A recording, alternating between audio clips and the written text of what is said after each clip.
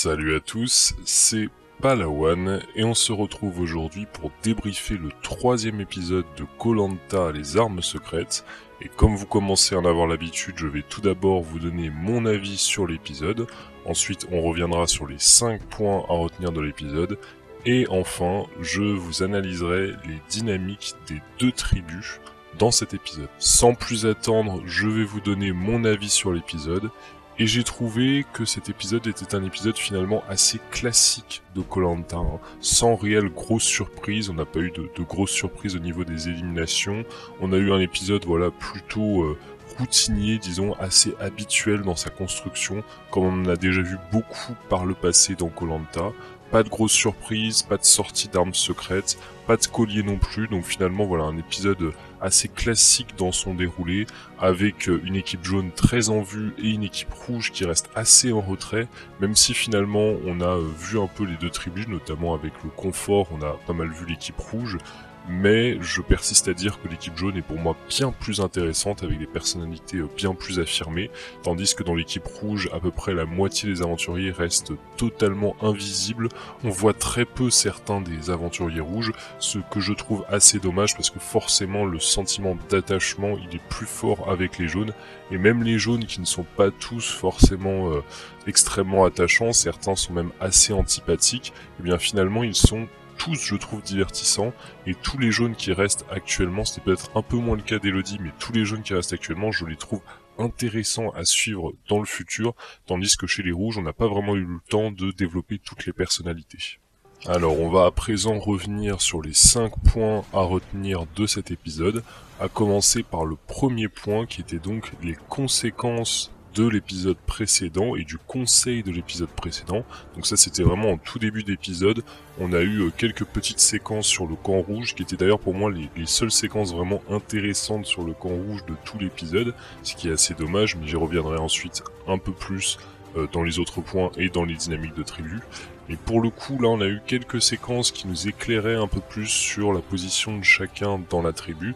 et notamment de 2 femmes, les 2 femmes qui étaient sans doute les plus en danger lors du conseil précédent, à savoir tout d'abord Magali qui semble s'être vraiment bien remplacée. On a vu notamment le confesse de Frédéric qui confessait finalement que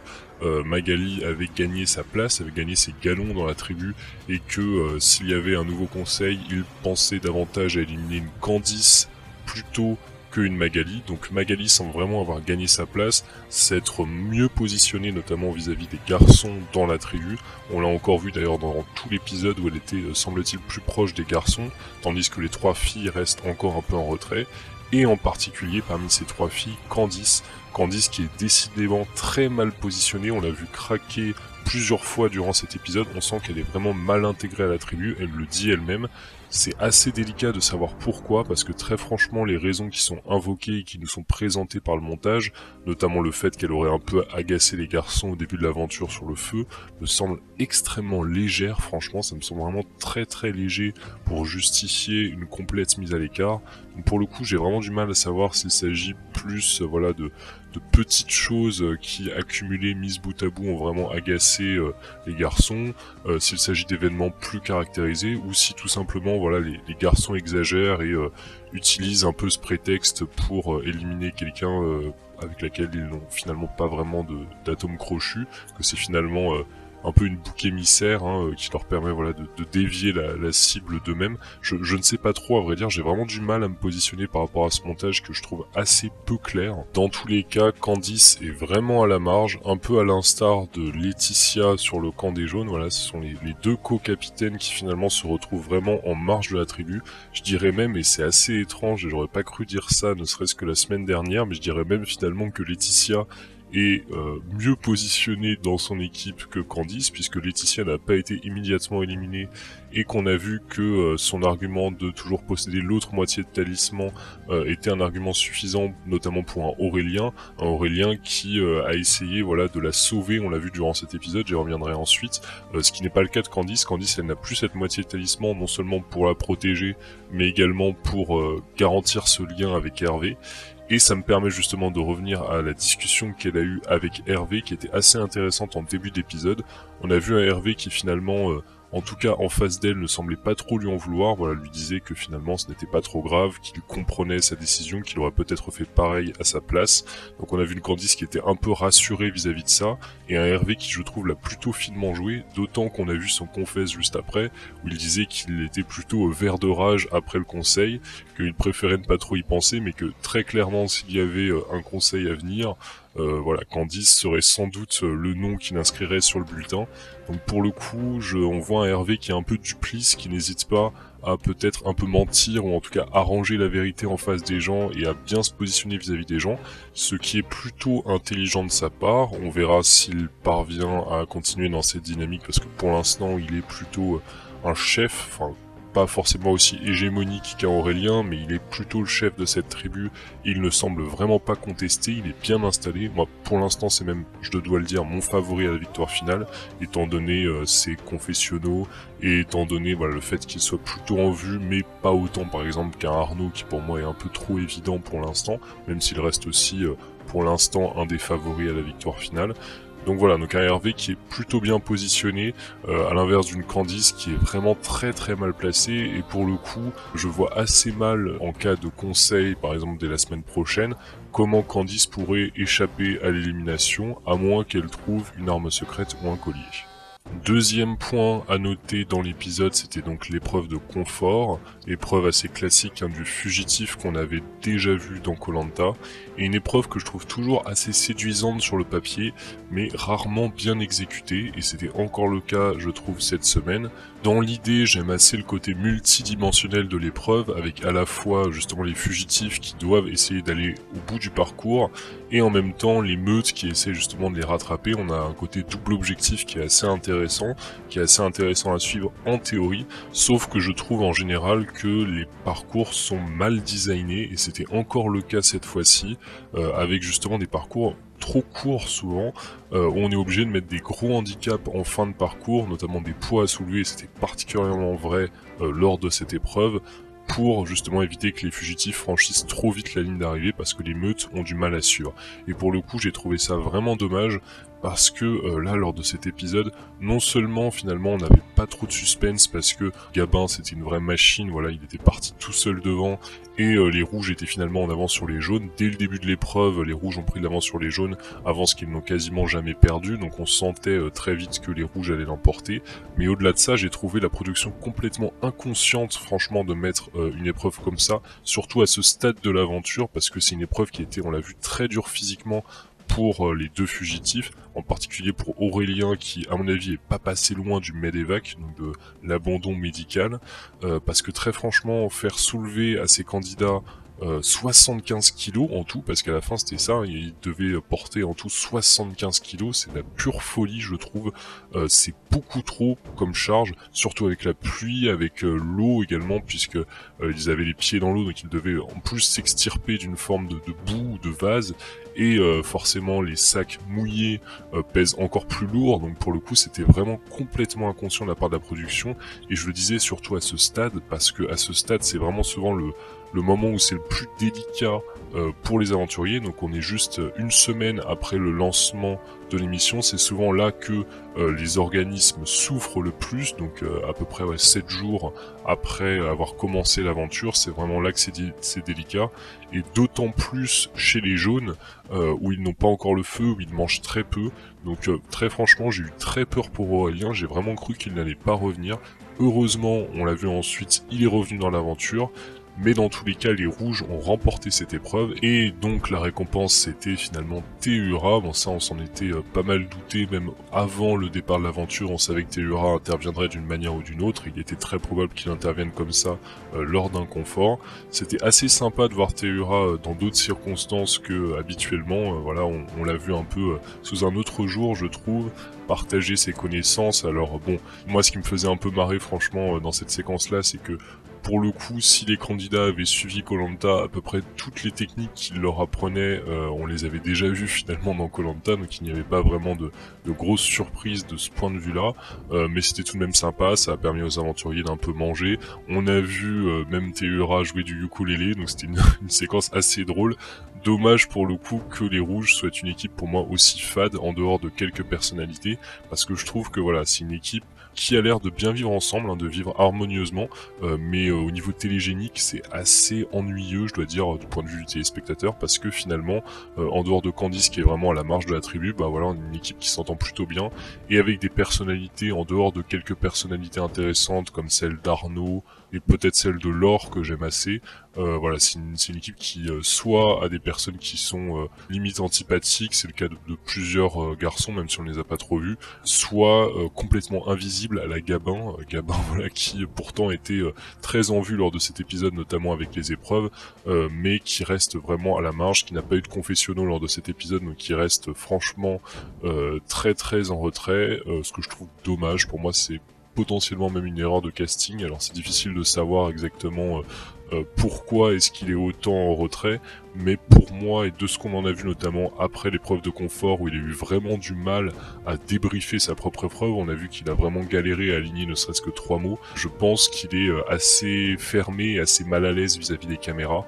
et donc ça peut être un peu compliqué pour lui justement de s'exprimer sur sa propre aventure et s'exprimer sur ce qu'il vit, ce qui donc fait qu'il est assez difficile à mon avis pour la production de montrer des confessionnaux intéressants de lui, et donc pour moi c'est plutôt potentiellement une erreur de casting, justement parce que pour moi Koh-Lanta qui est un jeu social et qui est un jeu sur lequel on doit s'exprimer justement sur ses sentiments et sur ce qu'on vit, avoir un candidat qui comme ça galère autant avec ses confessionnaux, je trouve que ce n'est pas forcément très malin de la part de la production de l'avoir choisi, même s'il a évidemment un très gros potentiel sportif. Troisième point, et on va parler de toute la séquence entre le jeu de confort et l'épreuve d'immunité sur le camp jaune. Donc toute cette séquence où on n'avait plus Aurélien pour calmer un peu les ardeurs de ses coéquipiers jaunes, et on a tout de suite vu que ça partait un peu dans tous les sens, que ça partait notamment beaucoup en clash. Je ne l'avais pas précisé lors du point précédent, mais à la suite de l'épreuve de confort, on a vu justement un Mathieu qui a été assez virulent vis-à-vis de ses coéquipiers, qui les a traités en gros de brebis à 3 pattes, je crois, il me semble, ce qui a été très mal pris notamment par Myriam, et on a vu que voilà, ces deux-là c'était vraiment un peu frité. Finalement, ils se sont réconciliés, et je trouve qu'on a vu Mathieu une nouvelle fois sous un plutôt bon jour. Malgré son impulsivité, on a vu qu'il était capable aussi de comprendre les critiques des autres et de se remettre un peu en question, ce qui est toujours quelque chose de très positif dans Koh-Lanta. Alors on verra combien de temps ses coéquipiers vraiment lui en tiendront pas à rigueur, mais pour l'instant j'ai l'impression qu'il joue plutôt bien, étrangement, malgré son caractère, il arrive à plutôt concilier son caractère avec le groupe, ce qui demeure finalement une plutôt bonne surprise étant donné les a priori qu'on pouvait avoir sur lui. À noter également sur le camp jaune au niveau des frictions, on a vu une Laetitia qui s'est encore mise à dos d'autres candidats, y compris des candidats plutôt étonnants comme Vincent, qu'on ne voyait pas particulièrement être pris dans ce genre de dispute et ce genre de clash, mais pour le coup, on a vu justement un Vincent qui était passablement énervé par l'attitude passive-agressive et un peu autoritaire justement de Laetitia, puisque Vincent, semblait-il, était le seul à prendre des initiatives en l'absence d'Aurélien, puisqu'il a proposé de faire le feu. Il le dit d'ailleurs lui-même, il était étonné d'être le seul à avoir essayé de faire du feu et à potentiellement savoir comment faire du feu. Moi je trouve ça étonnant que personne d'autre ne s'y soit essayé avant lui. À mon avis, Aurélien a dû s'y essayer également, mais je ne pense pas qu'il soit forcément un expert dans ce domaine-là. Mais pour le coup, quand on voit un Vincent qui justement essaye, alors on sait que la technique de l'arc n'est pas forcément la meilleure technique, on a vu que le bois c'était un peu compliqué parce qu'il n'y a pas de bambou justement sous ces tropiques, sous ces latitudes, donc c'est assez compliqué pour le coup de faire du feu. On est habitué justement sur Koh-Lanta à faire du feu avec du bambou, donc là, pas forcément évident de le faire sans bambou, d'autant que les aventuriers à mon avis se sont pas mal essayés avec du bambou, mais pour le coup, au moins ce que j'aime bien c'est que Vincent, même si la technique n'est pas forcément la bonne, même si le bois n'est pas forcément le bon, au moins il essaye, et c'est vrai que c'était assez énervant de voir une Laetitia justement critiquer sans elle-même ne rien proposer. Voilà, elle disait qu'elle avait une méthode, qu'elle avait lu des méthodes dans les livres, mais mais je ne sais pas faire, c'est une attitude qu'on retrouve beaucoup chez tous les jaunes, mais en particulier chez elle, on l'avait vu la semaine dernière notamment avec Thomas, mais elle là ça a forcément beaucoup agacé, d'autant qu'elle est censée un peu prendre le lead en tant que capitaine, donc je comprends tout à fait l'énervement de Vincent sur ce point là, et je pense que Laetitia franchement joue très mal le jeu, Elle aurait pu, je pense, et elle aurait dû sans doute dès le début ne pas assumer ce rôle de capitaine, dire tout simplement, voilà, moi je laisse finalement les clés du camion à Aurélien, c'est Aurélien qui est notre capitaine, et à partir de ce moment-là, moi je suis juste une aventurière lambda, j'ai juste remporté une épreuve, mais je n'ai pas le caractère pour être un leader, donc je laisse les clés du camion tout simplement à Aurélien, et je pense que ce serait très bien passé. Mais comme elle a voulu s'imposer en tant que chef, ou en tout cas assumer ce rôle honorifique, et ben forcément ses coéquipiers ne la louent pas, parfois exagèrent un peu sans doute, notamment Thomas et Mathieu, mais pour le coup je pense qu'elle ne l'a pas totalement volé, je ne pense pas que les critiques soient toujours justes à son encontre, mais je pense qu'elle a quand même relativement mal joué et qu'elle aurait dû ne pas assumer ce rôle dès le début. Quatrième point, l'épreuve d'immunité, une épreuve finalement assez classique, hein. C'était une épreuve des flambeaux revisitée finalement, c'était assez étonnant de voir l'épreuve des flambeaux aussi tard dans l'aventure, mais voilà, c'est vraiment un passage obligé comme le dit Denis Brognard dans Koh-Lanta. Mais on a vu une nouvelle fois que les jaunes étaient assez mal organisés. Les rouges se sont vraiment repris dans cet épisode par rapport à l'épisode de la semaine dernière. On a vu que voilà, les rouges étaient beaucoup mieux coordonnés, beaucoup mieux organisés, ce qui n'était vraiment pas le cas des jaunes. On a vu un Aurélien qui était quasi seul à porter justement toute la charge. On a vu voilà des jaunes qui étaient une nouvelle fois complètement désorganisés. C'est ce que je disais un peu la semaine dernière, hein, le fait que tout repose sur un seul homme, en la personne d'Aurélien, et notamment toute la partie justement organisation et préparation des épreuves. Cela fait qu'il suffit que la tactique d'Aurélien soit un peu déficiente ou que finalement les règles ne soient pas bien suivies, que chacun parte un peu de son côté et forcément c'est une catastrophe absolue. Là on l'a vu, voilà, l'épreuve a vraiment été perdue dans cette première phase et non pas ensuite dans la phase de lancer. On a vu que les rouges avaient une petite avance mais que cette petite avance a suffi vraiment à leur faire remporter l'épreuve et la victoire côté rouge a notamment été apportée une fois de plus avec Gabin. On a eu post-épreuve toute une séquence avec Gabin qui était vraiment pas mal mis en avant, avec plusieurs confessionnaux de ses coéquipiers pour vraiment saluer ses performances sur les deux épreuves précédentes, sauf qu'on n'a vraiment pas entendu le son de cloche de Gabin. Comme je le disais juste avant, je pense effectivement qu'il n'est pas le meilleur pour donner justement son avis face caméra, ce que je trouve très dommage. Pour le coup, on sent vraiment que c'est quelqu'un qui risque voilà de pas mal progresser dans l'aventure tant qu'il n'est pas dangereux pour les autres, donc tant qu'il est un apport, c'est-à-dire dans la phase par équipe finalement. Je pense qu'il pourrait être en danger par la suite dans la phase individuelle, étant donné que c'est une grosse menace sur le plan physique, mais pour l'instant forcément c'est un rouage extrêmement important chez les rouges, vraiment c'est celui qui leur apporte ce surplus de muscles dont ils ont franchement besoin face à l'équipe jaune. Donc pour le coup, Gabin, voilà, c'est vraiment un physique, mais malheureusement pas grand chose de plus. Enfin, cinquième et dernier point, les tractations pré-conseil et le conseil jaune. Globalement pas de grosses surprises, si ce n'est la position de Lucie. Je dois avouer que je pensais que Lucie s'intégrerait mieux dans sa tribu, mais finalement on voit une nouvelle fois que le fait d'arriver en retard dans l'aventure rend très compliqué l'intégration à un groupe, et j'espère que ça dissuadera une nouvelle fois la production de refaire ce même genre d'erreur avec des renforts qui arrivent en cours de jeu. Pour le coup, j'ai trouvé ça assez triste pour Lucie, qui semble être une aventurière vraiment intéressante et qui était vraiment à la marge, au même titre justement que Laetitia et Elodie. Elles ont été toutes les trois menacées, on l'a vu. Je trouve justement que Lucie est celle qui s'en est le mieux sortie. On a vu qu'elle a fait une vraie campagne pour convaincre les autres, qu'elle a même fait croire qu'elle avait un collier d'immunité et que c'est plutôt bien passé. Vincent semble vraiment avoir cru en l'histoire du collier d'immunité. Je ne sais pas si c'est ça qui a fait vraiment tanguer les votes et qui a fait que les votes se sont plus dirigés du coup vers Laetitia et particulièrement Elodie. Mais pour le coup, dans tous les cas, ça semble avoir plus ou moins fonctionné, ce qui est assez rare pour être signalé. Je trouve qu'elle l'a plutôt bien joué justement sans trop le jouer. En général, quand les candidats essaient de faire genre qu'ils ont un collier, on a souvent voilà des attitudes qui sont un peu trop, un peu too much, alors qu'elle justement elle a essayé de le nier sans trop le nier, mais le nier quand même avec suffisamment de conviction pour qu'on y croit. Donc pour le coup, j'ai trouvé que c'était plutôt habile de ce point de vue-là. J'ai assez bien aimé ses réflexions quand elle disait que voilà, elle était habituée dans son sport à justement bluffer pour ne pas que son adversaire ou que les juges voient qu'elle est en grande difficulté. Donc pour le coup, ça j'ai trouvé assez marrant de ramener un peu ce côté sportif de haut niveau dans l'aventure. J'ai trouvé que c'était plutôt bien joué. Et voilà, moi Lucie c'est une candidate que j'apprécie assez, donc je suis content justement qu'elle reste dans l'aventure. On a vu une Laetitia qui était aussi très en danger mais à mon avis a été en partie sauvée, je pense, grâce à sa deuxième partie de talisman. On a vu justement Aurélien qui, dans son confessionnal de vote, n'a pas hésité à dire voilà qu'il sauvait clairement la deuxième partie de talisman et non pas particulièrement Laetitia, et donc que c'était pour ça qu'il votait un peu par défaut contre Elodie. Je pense qu'Elodie a quand même pas mal payé aussi sa chute sur le premier épisode, donc pour le coup je comprends tout à fait justement ce qu'il s'est passé, même si je m'attendais quand même à ce que Laetitia sorte lors de cet épisode, et pour le coup je pense qu'il y avait même l'opportunité de l'éliminer puisqu'elle n'a pas joué justement sa seconde moitié de talisman,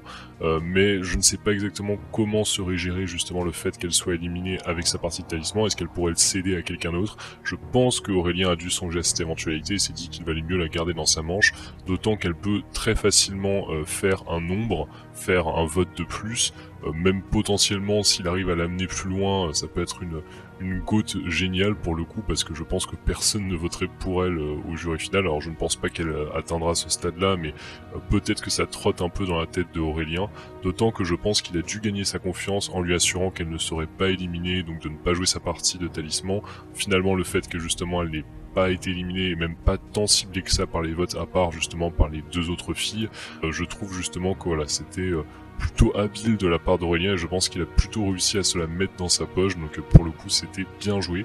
Et on a vu que Shanice l'avait aussi pas mal défendu, ça j'ai trouvé ça intéressant. On voit que Shanice a quand même une voix qui porte dans cette alliance, une alliance qui tourne globalement quand même autour du trio Aurélien, Mathieu, Thomas, mais on a justement ces deux filles qui y sont rattachées, Myriam et justement Shanice qui a pas mal défendu Laetitia. Donc on commence à mieux comprendre les dynamiques de ce groupe finalement. On sent que Laetitia est toujours au bottom, Lucie également, on verra si elle arrive à s'en sortir, et les 7 autres, on sent que voilà, il y a potentiellement des alliances qui sont en train de se nouer entre ces 7 là, peut-être pour faire des subdivisions au sein du groupe, autour notamment du trio d'hommes, mais voilà, c'est un peu délicat pour l'instant de voir la position exacte de Flavio ou de Vincent. Vincent n'est pas forcément extrêmement bien positionné, mais je pense que c'est suffisant pour l'instant pour aller plus ou moins jusqu'à la réunification. C'est d'ailleurs pour moi un de mes favoris à la victoire finale chez les jaunes. Je trouve qu'il s'est pas mal révélé lors de cet épisode. On a vu son portrait et on a vu que la stratégie n'était pas trop mise en avant, ce qui est plutôt bon signe dans Koh-Lanta, parce qu'en général quand on montre la stratégie dans un portrait, c'est plutôt quelque chose de négatif, et en général ça compromet fortement vos chances de victoire. Donc là, le fait qu'on n'ait pas vu justement, comme dans son mini-portrait, la stratégie, le côté joueur d'échecs, etc., je pense que ça plaide plutôt en sa faveur.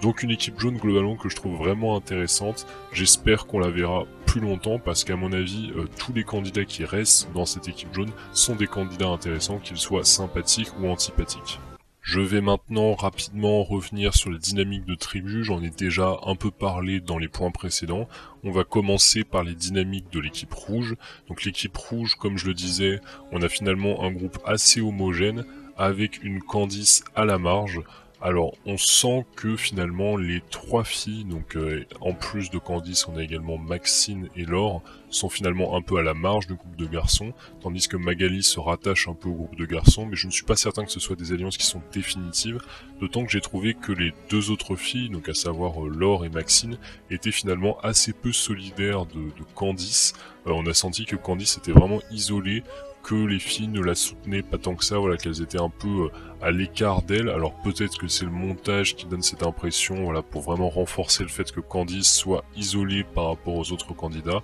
mais pour le coup j'étais assez étonné de voir assez peu de cette sororité, cette solidarité féminine se créer. D'ailleurs c'était aussi le cas dans l'équipe jaune, mais ça j'en reparlerai juste après. Mais pour le coup je trouve vraiment que c'est Candice qui est à la marge du groupe. Les deux autres filles, je pense qu'elles ont des affinités avec les garçons et qu'elles vont pouvoir plus ou moins s'en sortir comme ça, et que a priori la grosse target elle est évidemment dans le lot de Candice dans l'immédiat, peut-être aussi potentiellement sur Magali, même si Magali semble mieux intégrée avec les garçons, parce que Magali pourrait être vue voilà, comme une femme un peu plus âgée et donc potentiellement plus faible, même si pour l'instant elle ne l'a pas vraiment montré qu'elle a été plutôt performante dans les épreuves. Donc on verra comment tout ça tourne, mais dans tous les cas pour l'instant c'est vraiment la personne de Candice qui est très en danger, tandis que les hommes forment vraiment un noyau dur, et sont leadés plus ou moins par un Hervé que je trouve pour l'instant être le mieux positionné chez les rouges,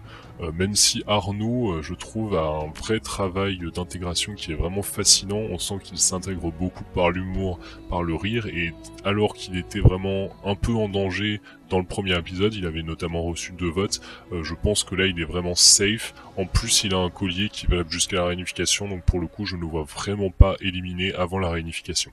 Côté jaune, on a également clairement vu la division actuelle, 7 contre 3. À mon avis, ça ne va pas rester longtemps comme ça, parce qu'une alliance à 7, ça reste assez peu longtemps comme ça, et d'autant qu'on a vu qu'il y avait déjà des subdivisions dans cette alliance, et des groupes voilà, qui semblent évidents, notamment le trio d'hommes vraiment très solide, que sont Aurélien, Thomas et Vincent. Mais pour l'instant, on a vraiment cette subdivision, avec donc 7 personnes d'un côté et 3 de l'autre, 3 femmes, dont une qui s'est fait éliminer. Et ce que j'ai trouvé assez étonnant lors de cet épisode, c'est que les 3 femmes ne sont vraiment pas alliées. Elles ont vraiment cherché à s'éliminer les unes les autres, à voter les unes les autres contre elles, ce que je trouve assez dommage. Je pense qu'il y avait la possibilité de potentiellement retourner quelque chose, notamment avec la moitié de talisman de Laetitia. Je trouve dommage que les filles n'aient pas essayé d'organiser quelque chose, pourquoi pas essayer de rallier à elles certaines autres filles. On sent qu'elles sont vraiment à la marge du groupe, qu'elles n'ont pas songé à renverser la table, ce que j'ai trouvé assez dommage, parce que justement dans Koh-Lanta, on se sauve en général plus en étant proactif plutôt qu'en essayant de jeter sous le bus d'autres personnes à côté de nous. En général ça peut marcher pour un conseil, mais ça ne permet pas d'aller très loin. Alors autant Lucie, je peux comprendre qu'elle ait adopté cette stratégie, parce que bon, elle est arrivée un peu en retard, donc on peut penser que son intégration n'est pas encore complète, et que si elle performe bien dans les prochaines épreuves, ce qui est quand même probable, elle devrait pouvoir gagner ses galons et gagner sa place, mais autant Laetitia et Elodie, je ne comprends vraiment pas qu'elles aient adopté cette stratégie-là. On a vu une Elodie qui était prompte à se jeter sous le bus Laetitia et à voter contre elle, ce qui ne lui a pas réussi puisqu'elle a été éliminée. Une Laetitia qui a toujours du mal à s'intégrer dans le groupe, donc très franchement j'ai du mal à comprendre leur stratégie, et je ne comprends pas qu'elle n'ait pas essayé justement une alliance plus forte, en ralliant justement d'autres personnes dans leur alliance, ou en essayant quelque chose avec le talisman. Si on analyse un peu plus dans le détail l'alliance majoritaire, je trouve qu'il y a également des choses intéressantes. Je sens, comme je le disais déjà, ce trio masculin très fort, mais possiblement un trio qui peut imploser, notamment avec Thomas, que je sens un peu se désolidariser peut-être d'Aurélien, on verra ça. Autant je sens justement un Mathieu très solidaire avec son capitaine Aurélien, on sent qu'il est vraiment très admiratif de Aurélien. Autant je sens un Thomas qui peut s'en désolidariser, pourquoi pas pour aller justement avec le duo féminin Shanice-Myriam. On sent également un Flavio qui est un peu en embuscade, on ne sait pas trop où il se positionne, ça semble être vraiment le bon soldat fidèle, mais qui à mon avis suivra le groupe quoi qu'il arrive. On l'a vraiment encore vu dans cet épisode, voilà, ça semble être un bon suiveur qui sait se positionner pour justement ne pas faire de vagues. Et on a également Vincent qui est pour moi vraiment une révélation. Et je pense que Vincent est suffisamment bien positionné sans avoir justement d'attache à qui que ce soit pour aller là où le vent le mène, un peu comme un Flavio, même si Flavio est sans doute plus rattaché au trio masculin. Donc dans tous les cas, je vois bien justement ces deux hommes, Flavio et Vincent, qui sont un peu au milieu de l'alliance, qui ne sont pas vraiment forcément les mieux positionnés, mais qui ne sont pas non plus au bottom de l'équipe. Je les vois bien justement aller loin, parce qu'ils sont pour moi un peu au chaud au sein de cette alliance, et qu'ils devraient, sauf en cas de recomposition des tribus, ce qui n'est pas impossible, donc on verra peut-être dans les prochains épisodes, mais pour l'instant ils ont vraiment une position qui est vraiment enviable, un peu à l'instar aussi de Shanice, comme je le disais, qui est très discrète, mais qui pour l'instant parvient vraiment à conserver cette place de choix dans la tribu, à imposer également ses choix, puisqu'on a vu qu'elle a vraiment milité pour la survie de Laetitia dans l'équipe, et que Laetitia finalement a été sauvée. Et en plus, on sent que voilà, elle est bien avec tout le monde, qu'elle a un bon social, qu'elle a un bon relationnel, et qu'elle devrait sans doute aller très loin grâce à cela. Voilà pour mon avis sur ce troisième épisode, donc vous l'aurez compris, un épisode assez classique. Je déplore encore le fait qu'on voit assez peu l'équipe des rouges, et en particulier certains hommes rouges, comme Gabin, comme Jonathan, comme Frédéric, qui sont pour l'instant plutôt des silhouettes sur lesquelles on peut seulement projeter potentiellement voilà, des traits de caractère et des personnalités, mais pour l'instant on n'a pas assez vu pour qu'il se dévoile, donc ça je le déplore un peu, mais l'équipe jaune est tout de même toujours très intéressante et très divertissante. Donc dans tous les cas, ça forme vraiment pour ce troisième épisode des séquences plutôt sympathiques, mais un épisode assez classique finalement dans son déroulé, donc voilà, j'ai été plutôt satisfait de cet épisode sans pour autant être forcément dithyrambique à l'égard de cet épisode. Donc dans tous les cas, merci d'avoir suivi ce débrief jusqu'au bout. Je vous invite à vous abonner à la chaîne si ce n'est pas déjà fait et à laisser un pouce bleu à la vidéo. Et on se retrouve évidemment très vite pour le débrief du 4e épisode. Ciao à tous.